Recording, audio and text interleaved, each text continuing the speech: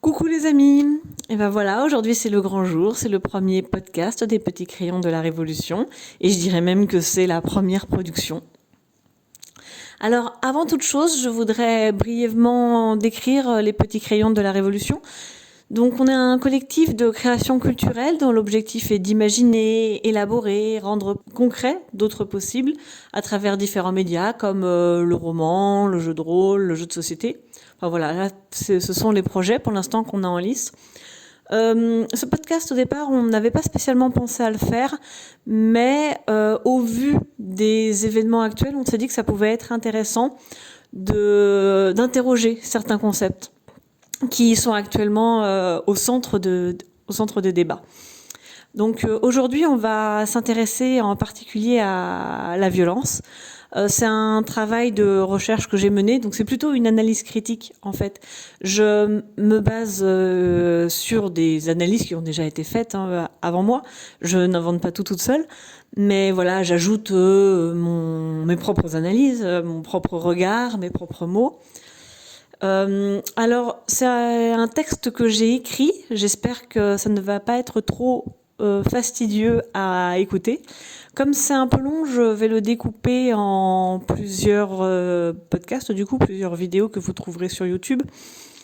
Là, dans la première, on va plutôt essayer de définir le concept et voir ce qu'il a signifié dans l'histoire, comment il est arrivé à ce qu'il est aujourd'hui.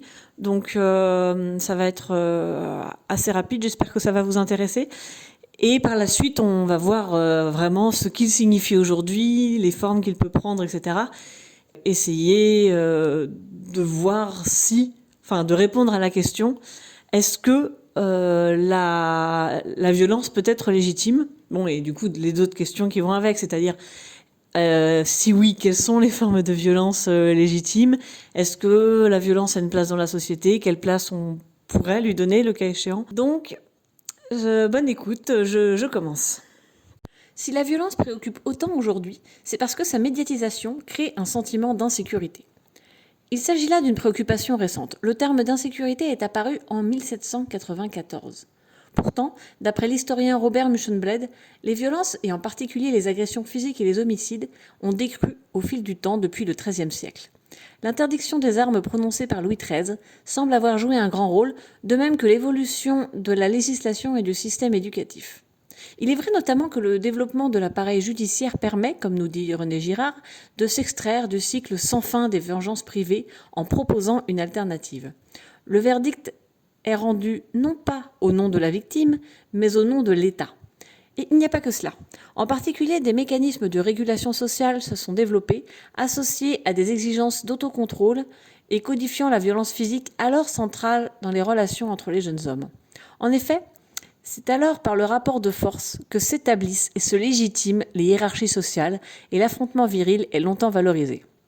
Or, peu à peu, le souci porté à la prospérité des affaires économiques, la diffusion des valeurs chrétiennes au sein de la population, la recherche de sécurité, le développement d'un système codifié de normes sociales et de règles de politesse, l'expansion de l'urbanisation, etc., participent à faire évoluer la culture de la violence dans l'ensemble du corps social. Donc de code social considéré comme normal et contribuant à l'organisation sociale et au renforcement du lien, la culture de la violence devient un tabou. La violence est au contraire désormais jugée délétère pour la cohésion et l'équilibre de la société. L'État devient ainsi dépositaire de la seule violence légitime. C'est principalement au XVIIe siècle que la violence, ou plus précisément le crime de sang, décroît le plus sensiblement. Et ce phénomène est concomitant avec d'une part la mise en place de pratiques disciplinaires comme celle analysée par Michel Foucault, et d'autre part le processus de civilisation décrit par Norbert Elias, qui conçoit la civilisation occidentale comme le résultat d'un processus historique d'acculturation, d'apprivoisement des désirs, des instincts, des pulsions. La culture occidentale a permis l'intériorisation par les individus de normes sociales les éduquant à la modération. La violence se retranche alors bien souvent dans la sphère familiale. Cette violence est en outre canalisée à travers des dérivatifs tels que les pratiques sportives, les aventures coloniales ou le récit noir, fictionnel ou non, qui permet un frisson contrôlé. Muschenbled note cependant la tension entre, d'une part, l'influence des institutions telles que l'armée, l'école, l'usine, etc., dans la diffusion de pratiques normatives, et d'autre part, l'exaltation du nationalisme par l'État, qui participera notamment à engager le monde dans une guerre meurtrière au début du XXe siècle. Notons ici que, malgré les efforts mis en place pour maîtriser la violence, et en particulier la violence masculine juvénile, l'agressivité virile n'est pas découragée, elle est même essentialisée, car dans la culture dominante, violence et virilité semblent, aujourd'hui encore, intrinsèquement liées. Peut-être faut-il en chercher la raison dans le souci d'utiliser ce potentiel de violence dans les affaires guerrières. Il ne faut donc pas éliminer la violence virile, mais l'encadrer et la contrôler pour l'utiliser à bon escient. Après tout, à l'heure des grandes découvertes, et alors que se développe le tabou de la violence, s'impose aussi une évidence dans les esprits occidentaux. Il y a des guerres justes à mener, c'est-à-dire des guerres de colonisation et de conquête de l'Amérique, des guerres menées pour la richesse et le prestige nationaux en même temps qu'elles permettent d'imposer, par la force s'il le faut, la culture occidentale aux communautés moins développées qui peuplent le reste du monde. Avec le développement du concept de nation, vient également l'exaltation du patriotisme et de l'esprit de sacrifice, en particulier dans la culture militaire. Bien entendu, la forme guerrière de la violence et des fins politiques ou religieuses à des fins politiques et religieuses et le concept de guerre juste ne sont pas nouveaux. Guerre du christianisme contre l'islam au temps des croisades, guerre entre les États, guerre des religions chrétiennes, etc. Ils imprégneront même durablement les représentations, de sorte qu'on pourra juger juste des guerres coloniales, par exemple. Il semblerait que, sur le territoire national français, ce soit à partir de 1945 que la guerre est durablement disparue. De manière plus générale, l'Union européenne s'enorgueillit d'avoir éradiqué la peine de mort et la guerre de son territoire. Pourtant, la guerre n'a pas disparu de la surface du globe et semble avoir encore de beaux jours devant elle. Si les États-Unis sont très souvent impliqués, on voit que la France n'est pas non plus en reste. On peut alors qualifier ces guerres d'OPEX, d'intervention, de pacification régionale, etc., ou encore désigner l'ennemi à travers un substantif abstrait tel que terrorisme. Cela ne fait que féminiser la réalité. Il s'agit toujours de s'engager dans des guerres justes, pour des raisons dont on a, pour certains, à plusieurs reprises déjà compris qu'ils n'étaient que des prétextes. L'ennemi est désormais cette entité vague et immatérielle, ce mal que l'on combat pour imposer notre civilisation vertueuse. On entendra alors sur tous les plateaux Bernard-Henri Lévy entretenir le même discours manichéen.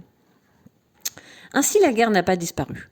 Elle a été repoussée à l'extérieur de nos frontières, participant d'un processus d'aseptisation de la société, c'est-à-dire du déni de l'existence de certaines formes de violence au sein de la société, celles qui persistent ou sont renforcées par le modèle patriarco-capitaliste actuel, le tout conjugué à une spectacularisation d'autres formes de violence, celles que ce modèle prétend avoir quasiment éradiquées par la culture. Les animaux ne sont plus abattus en pleine rue, mais dans des lieux prévus à cet effet, après qu'ils ont été élevés dans des conditions maltraitantes. La violence exercée entre détenus, mais également par les surveillants à l'encontre des détenus, est toujours très vive dans les prisons. Les rixes entre supporters continuent de défrayer la chronique. Mais revenons à la virilité. La virilité fait de la brutalité, de la force, un modèle de comportement.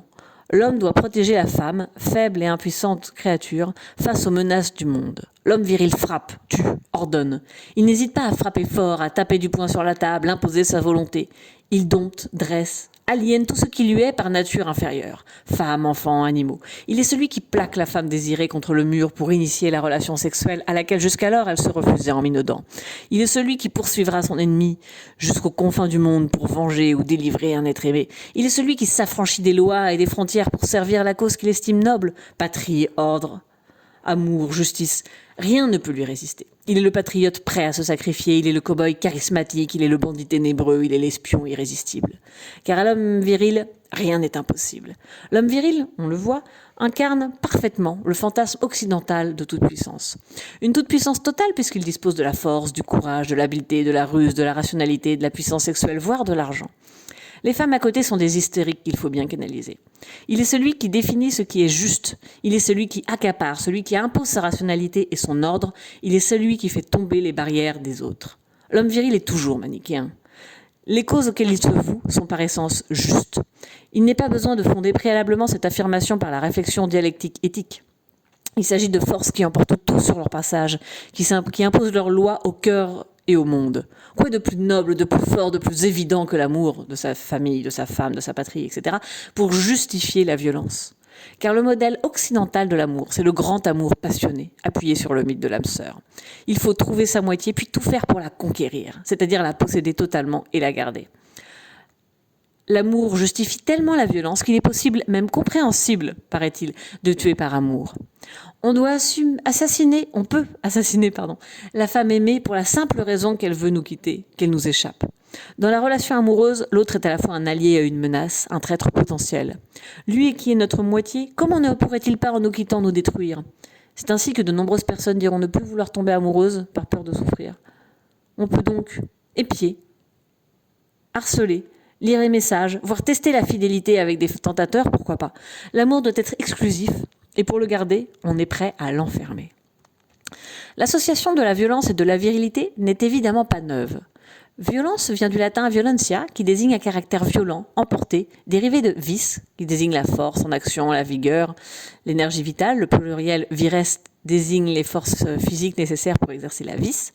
On estime que c'est en 1538 qu'est apparue pour la première fois l'utilisation de vis pour désigner la contrainte exercée sur quelqu'un par la force.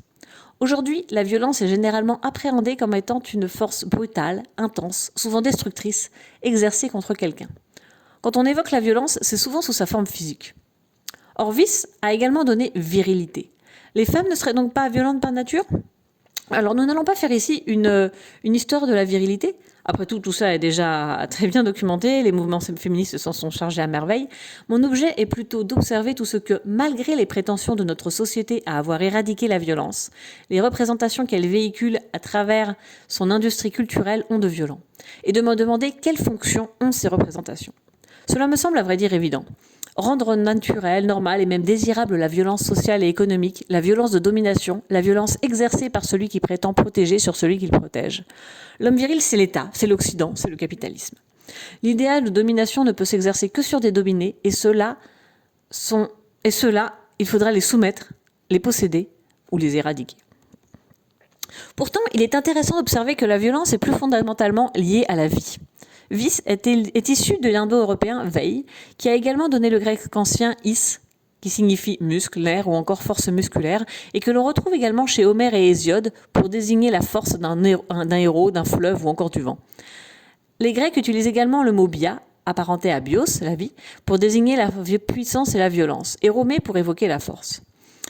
Chez les Grecs, la violence est pour la force d'un être vivant ou d'un élément, par exemple, une forme d'être. C'est une des manières qu'a l'être de s'exprimer, de se concrétiser dans le monde. La violence comme mode d'être de la force n'est pas conçue négativement. La violence est tellement indissociable de la vie qu'elle a un rôle fondateur, comme on le voit dans le récit hésiodique de la création du monde. Inceste, cannibalisme, infanticide, castration, viol. L'histoire des dieux s'enracine dans une violence brutale. Mais à l'issue d'une succession d'actes violents, un ordre stable est institué. L'union de Zeus et Thémis donne naissance aux Heures, ces trois divinités associées à la justice, la discipline et la paix. L'ordre établi institue la domination de Zeus sur les autres dieux, sa légitimité s'appuyant à la fois sur sa force physique et son rôle dans l'établissement de cet ordre. Quant au monde humain, à l'âge du fer, la violence fait partie intégrante de la vie sociale, lui est intrinsèquement liée. Dans certains cas, la violence est un devoir. Dans la loi de Solon, un individu qui, vivant dans une communauté en guerre, refuserait de prendre les armes, ne serait plus digne des avantages octroyés par la citoyenneté. Quand la force s'allie à la justice, elle permet de venir en aide à une personne lésée ou encore d'apporter des changements importants pour la société. Elle en devient donc souhaitable. La société grecque ne prétend donc pas éliminer la violence de la cité. Elle trouve des formes de violence encadrées. Pratiques rituelles, sacrifices humains ou animaux, exécution publique, guerre. Notons que pour les Grecs, la violence guerrière, en raison de sa puissance destructrice, doit être contenue. Néanmoins, elle amène également les honneurs et le prestige des guerriers qui se battent avec raison, c'est-à-dire sans se laisser emporter. Bien entendu, cela ne signifie pas que les Grecs acceptent tout type de violence. L'enjeu pour les Grecs est alors de limiter son usage, de distinguer la violence normale des actes commis par les kakourgoi, les malfaiteurs, cette dernière devant être violemment punie par la communauté jusqu'à la peine de mort. En outre, on craint en particulier la violence de l'hubris, c'est-à-dire la violence de la démesure, de l'outrage, qui apporte avec elle malveillance, injustice, insolence. Elle est ainsi fortement condamnée. Il est d'ailleurs éloquent de constater que chez les Grecs, autant que chez les Romains, l'évaluation du caractère violent d'un acte ne se base pas seulement sur l'acte lui-même.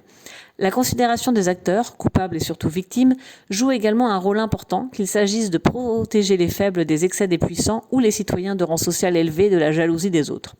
Notamment en considérant que les différences statutaires suscitent des sentiments et partant des actes violents, l'atteinte portée au prestige social d'un individu est sévèrement punie.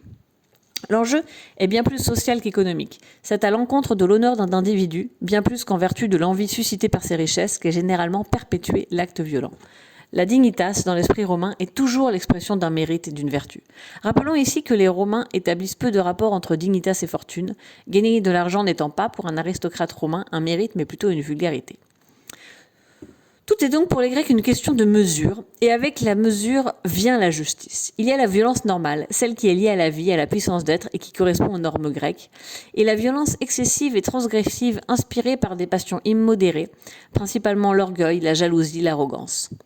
La modération, la médiété, la tempérance sont des vertus importantes chez les Grecs, permettant d'éviter la violence destructrice de l'hubris, celle du franchissement des limites, celle qui conduit les individus à vouloir davantage que leur part et désirer affirmer leur supériorité au-delà de leurs conditions, celle qui a mené les humains à se croire les égaux des dieux. L'hubris menace la stabilité du corps social. Ainsi, chez les Grecs, contenir la violence individuelle est conçu comme une nécessité pour préserver l'équilibre social. De nombreux philosophes et poètes pensent dans ce cadre l'éducation comme moyen d'enseigner aux individus la retenue prospective, c'est-à-dire une conscience aiguë, intériorisée de leurs devoirs citoyens, ce dernier étant lié à la fois aux valeurs de la communauté à laquelle ils appartiennent et à leur place particulière dans la société. Cette éducation à la retenue vise à rendre impensable le dépassement de leurs conditions. À Rome, la violence fait également partie intégrante de la vie.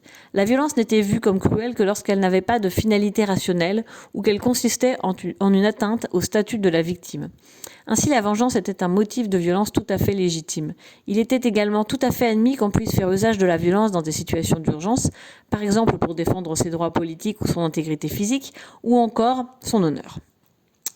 Dans la Rome archaïque, violence et pouvoir sont étroitement liés, à tel point que ce couplage prend une forme institutionnelle. Les magistrats suprêmes romains tiennent leur pouvoir absolu, militaire et civil, de l'impérium, de leurs droits juridiques et coercitifs, pouvant être exercés sur tous les citoyens romains et fondés sur la force physique. Les citoyens acquièrent, lors de la première sécession de la plèbe, un contre-pouvoir qu'ils exercent à travers leur tribun, la tribunicia potestas. Ce pouvoir permet d'interrompre une décision consulaire et octroie également aux tribuns le pouvoir de mise à mort sur les consuls. Enfin, en matière de droit privé, le père de famille dispose de la patria potestas, qui consiste également en un pouvoir coercitif absolu exercé sur les autres membres de la famille. Quant à la Pax Romana de l'Empire à son apogée, elle ne désigne pas, comme on pourrait l'imaginer, une période de paix durable. C'est l'historien Tite Live qui utilise le terme pour la première fois, sous le règne de l'empereur Auguste, pour désigner la paix que Rome a imposée à ses ennemis vaincus au fil des différentes guerres, selon ses conditions, instituant ainsi sa domination. La perception qu'en ont Sénèque et Pline l'Ancien ressemble davantage à l'image qu'on peut en avoir aujourd'hui. Chez eux, la Pax Romana fait référence au territoire géographique de l'Empire romain, à l'intérieur duquel les idées et les marchandises s'échangent et voyagent librement, où le peuple vit dans la prospérité, l'abondance, le raffinement. Cependant, pendant cette période, l'Empire est en proie à des guerres incessantes, révoltes, guerres civiles, guerres aux frontières de l'Empire, etc. En outre, cette prospérité ne va pas sans une insécurité qui semble, pour bien des historiens, considérable. Si la ville symbolise l'ordre et la civilisation en ce qu'elle participe d'une organisation et d'une rationalisation de l'espace géographique, social, économique, elle constitue aussi un foyer d'agitation. À l'époque de la Rome impériale, la ville est le lieu de nombreux types d'insécurité. Incendies, accidentels ou volontaires, disettes, rixes, criminalité, les vols, cambriolages, meurtres étaient généralement accomplis par la domesticité, ou plus rarement le voisinage, généralement par jalousie et envie. Bien entendu, cela dépend des quartiers. L'insécurité est plus grande dans les quartiers pauvres, insalubres, très fortement peuplés.